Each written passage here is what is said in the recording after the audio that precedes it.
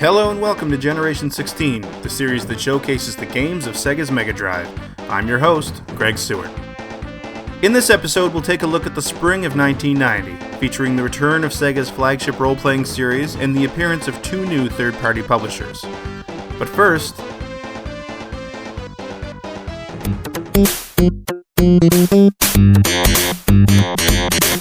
By 1990, Sega's leadership was beginning to realize it had something big on its hands. While the Mega Drive had made very little noise in Japan, in the US the Genesis was building enough momentum to be a real threat to Nintendo's market stranglehold. But Sega President Hayao Nakayama knew that in order to become a real player, Sega needed a mascot. The closest thing it had was Alex Kidd, and he had filled the role with very limited success.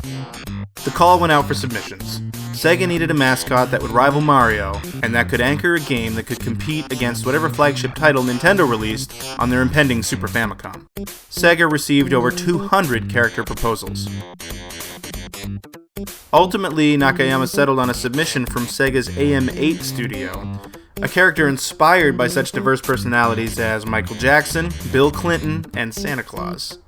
Project Million Seller was born. In the early part of 1990, Nakayama gave the team of experienced developers, character designer Naoto Oshima, programmer Yuji Naka, and game planner Hirozaku Yasuhara 11 months to create what he hoped would become Sega's first million-selling console game ever.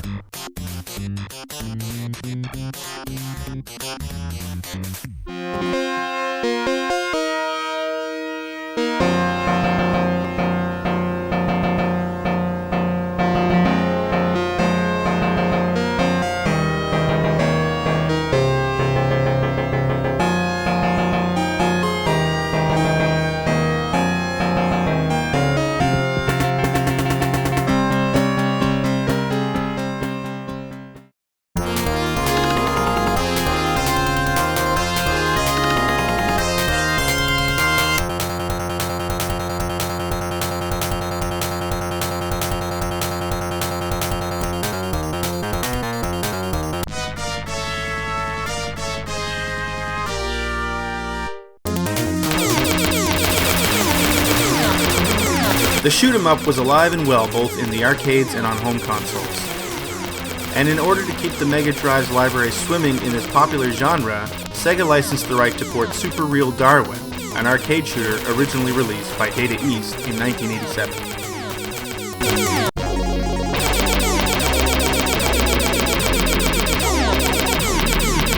As you might guess from the name, the gimmick in Darwin 4081 involves evolution.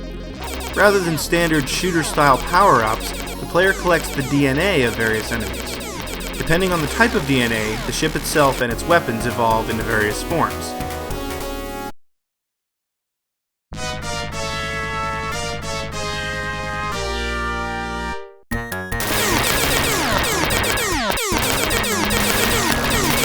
Eventually, most of these evolutions wear off. The evolutions also act as a sort of shield, allowing the player's ship to take an extra hit before exploding.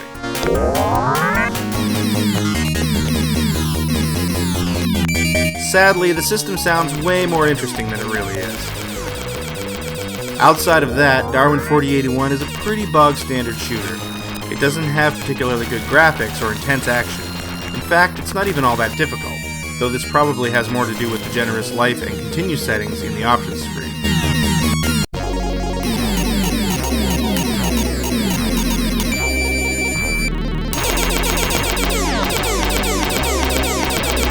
Really, you kind of have to wonder why Sega would choose to port this game at all, considering it was 3 years old and already had a sequel in the arcade at the time.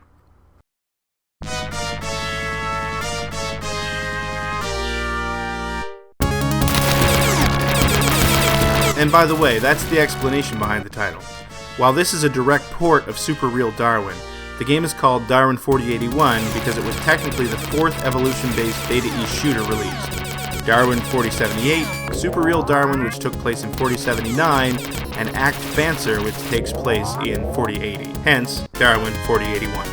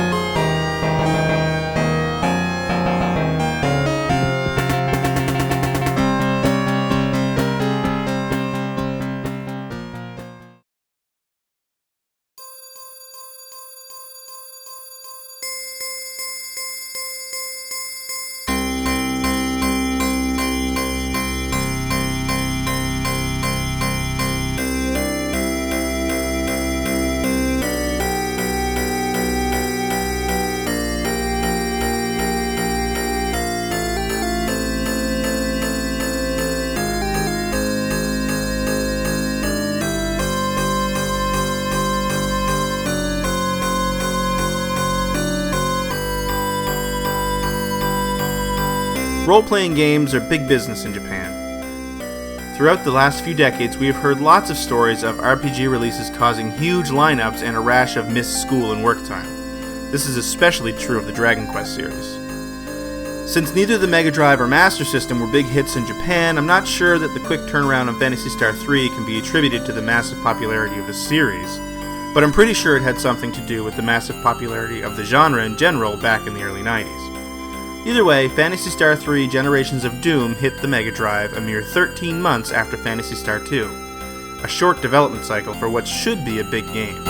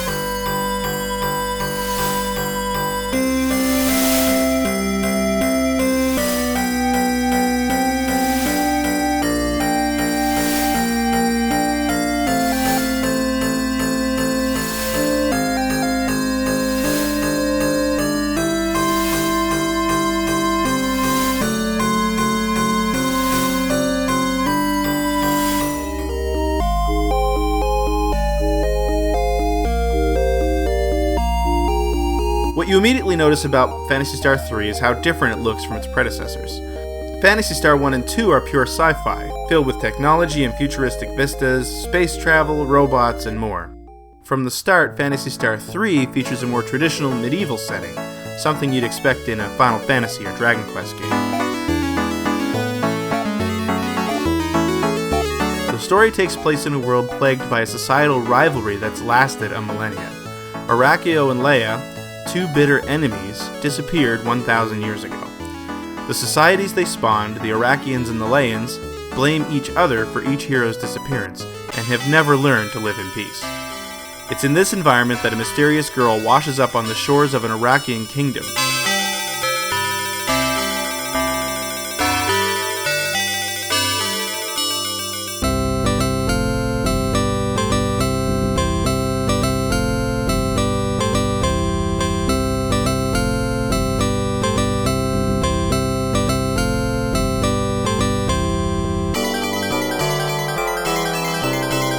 Prince, Reese, becomes infatuated and tries to marry her, only to see her kidnapped by Leians on their wedding day.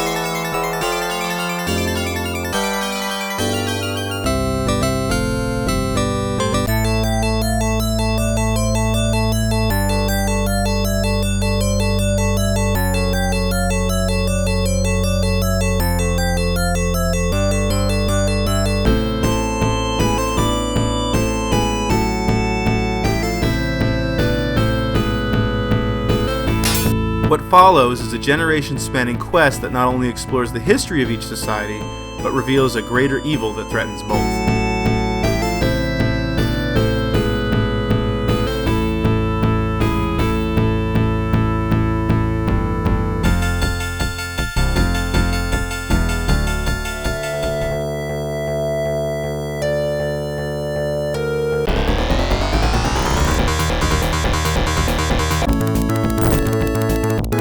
The medieval setting is interesting not only for how out of place it seems in this series, but for how it gradually breaks down the more you play Phantasy Star 3. Dotting the landscape, you'll see what look like modern airstrips.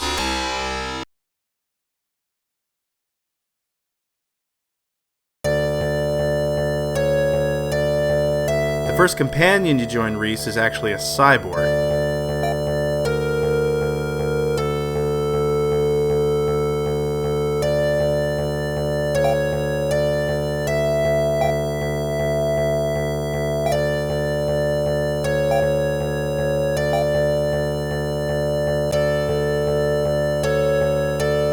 And very soon in the quest, your party will begin traveling to different worlds via tunnels overflowing with modern technology.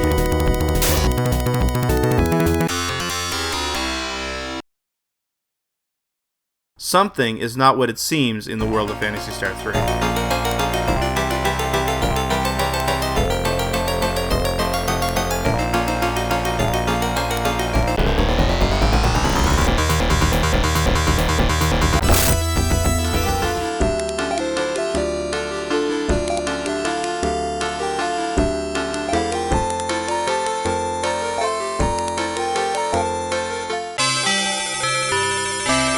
Perhaps most unique for the time is the multi-generational gameplay. At the end of each hero's quest, the player chooses one of two different women to marry. That choice dictates the following quest and the characters which will appear in it.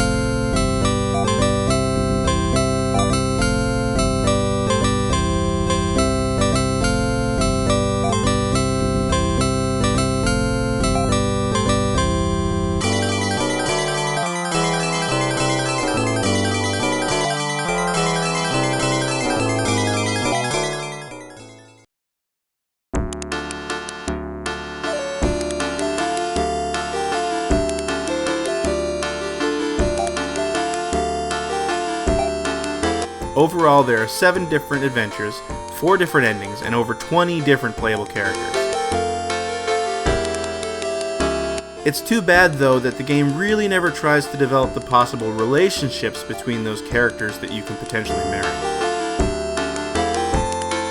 Basically, at the end of each quest, you're presented with whoever the 2 female human characters happen to be, and you just make a choice.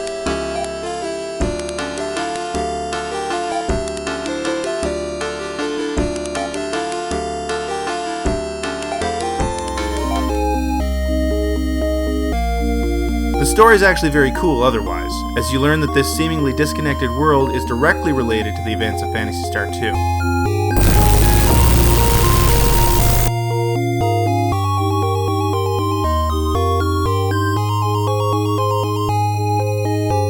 The world of Phantasy Star 3 is actually housed in a starship which was one of the many that escaped the doomed planet of Parma 2,000 years ago, and which we saw explode during Phantasy Star 2.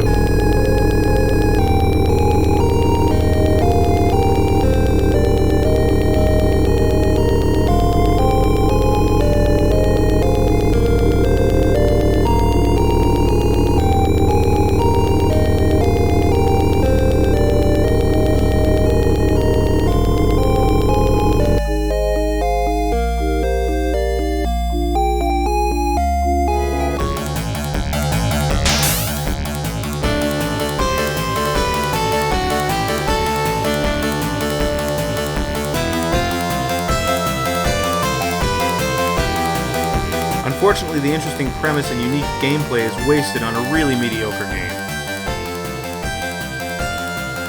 The short development time is evident.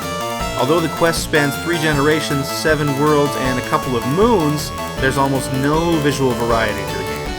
Everything looks the same at the finish as it did at the start. There's very little music variety, a lot of palette-swapped enemies with laughable battle animations such as flexing a jaw or wiggling a finger. It's a far cry from the creative, technical masterpiece of Phantasy Star on the Master System. It's even less impressive than Phantasy Star 2 with its beautifully animated battles and large on-screen characters.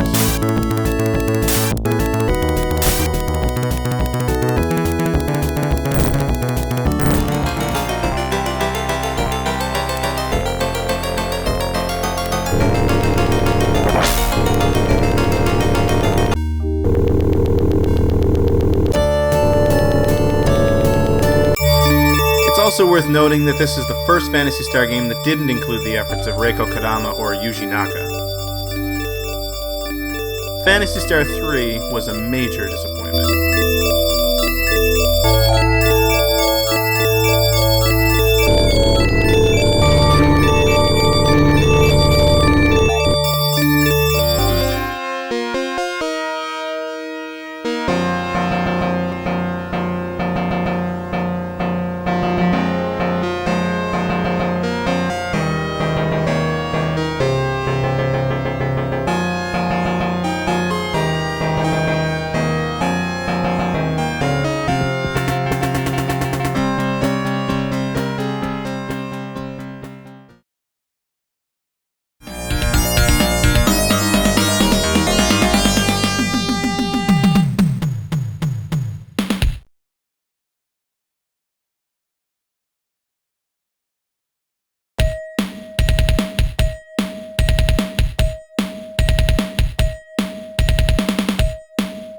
Psy-O-Blade represents the first of a new genre for the Mega Drive, the digital novel.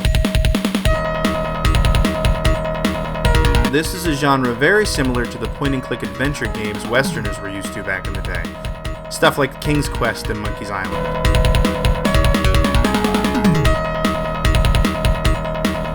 The difference is that the scenes tend to be a bit more cinematic, and most of the gameplay consists of navigating endless text menus and dialogue options. This was a popular genre on computers in Japan, though it made its way to various consoles as well. Much like TNE Soft's previous effort, Psy-O-Blade, Psy-O-Blade is a port of an earlier computer game, first appearing in 1988 on the PC-88, MSX, Sharp X1, and the FM7.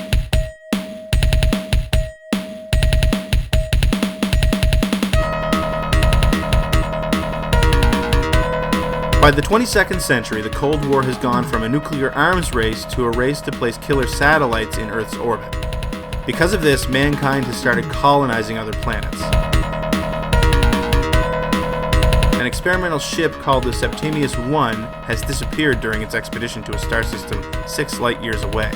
The Septimius 2 has been dispatched to investigate why.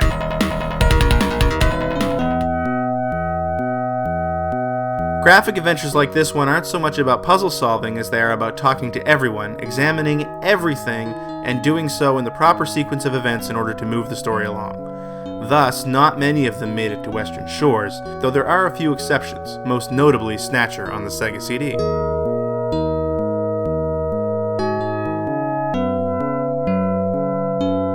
As there is no English translation of Psy-O-Blade, it's pretty much unplayable for non-Japanese speakers like me.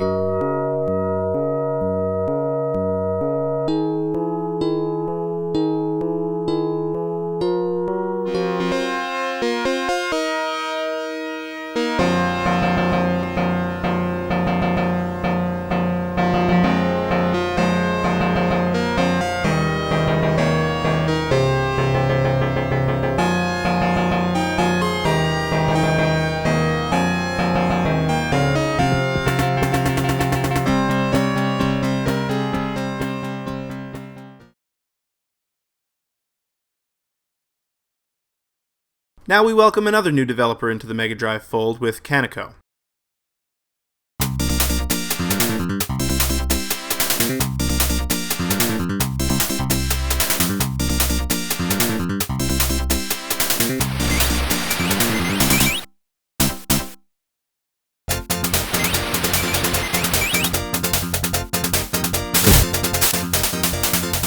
Kaneko started life in 1980 as a developer and vendor of mechanical and medical machines. In 1982, it began developing arcade and home games under the Taito umbrella. In 1990, Kaneko began releasing arcade games under its own name.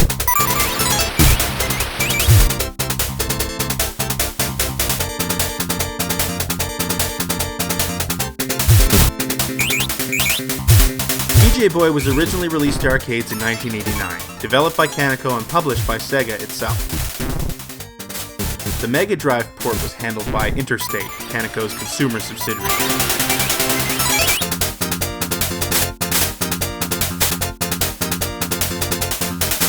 DJ Boy is notable for a few reasons. First of all, unlike most side-scrolling brawlers of the day, the action here takes place almost entirely on roller skates. Why? Who knows? I guess it just made things move more quickly.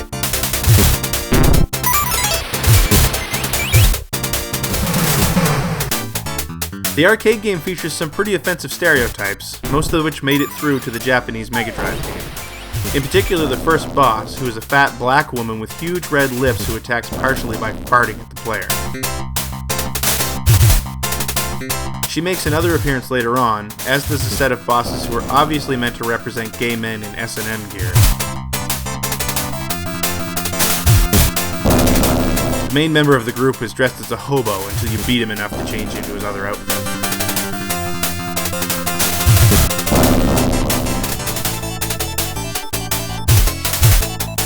Other changes to the Mega Drive port include excising the 2-player option, some various level adjustments, and a change to the storyline.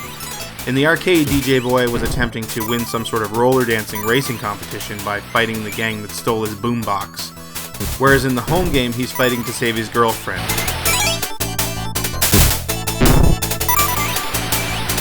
The US Genesis version softened up some of the more offensive stuff, as well as featuring some rather large-level redesigns. Various power-up locations, boss fights, and later level layouts were also changed. It's actually a surprising amount of difference for not entirely obvious reasons. In the end though, DJ Boy is most notable for not being very notable at all. This mediocre brawler came and went without making much of a splash.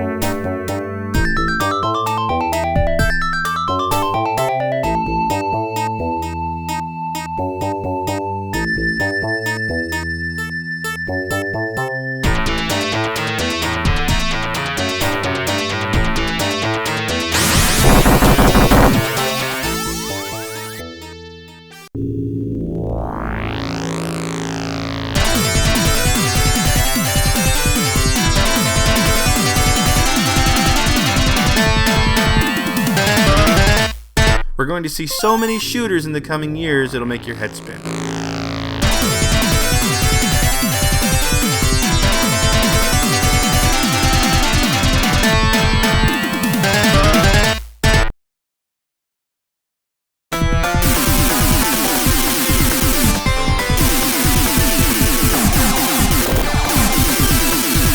Whiprush is a pretty solid shooter that offers up a good challenge. There are 3 upgradable weapons to play with here: lasers, missiles, and an awkward fire weapon that shoots in the opposite direction of your movement.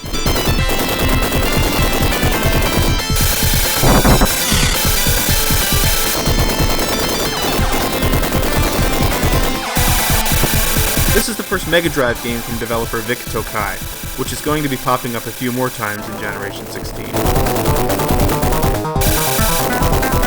Vic Tokai was a veteran developer by this point, having built up a sizable library on Nintendo's Famicom.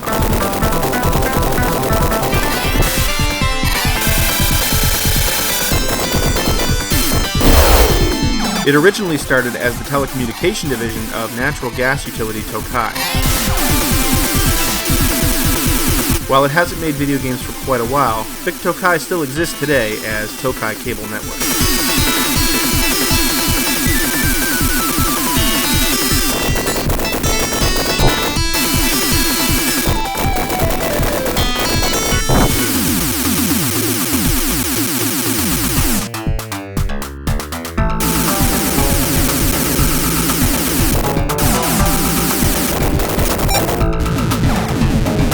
The more important debut here belongs to Renovation Products, which is the US publishing arm of Telenet Japan.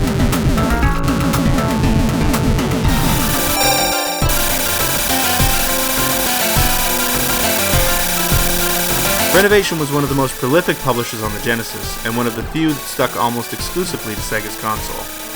They're responsible for a lot of console-defining games, which is more impressive considering they were only around for 3 years. They were absorbed by Sega in 1993 after Telenet suspended Mega Drive development. Renovation's name promptly disappeared after the acquisition.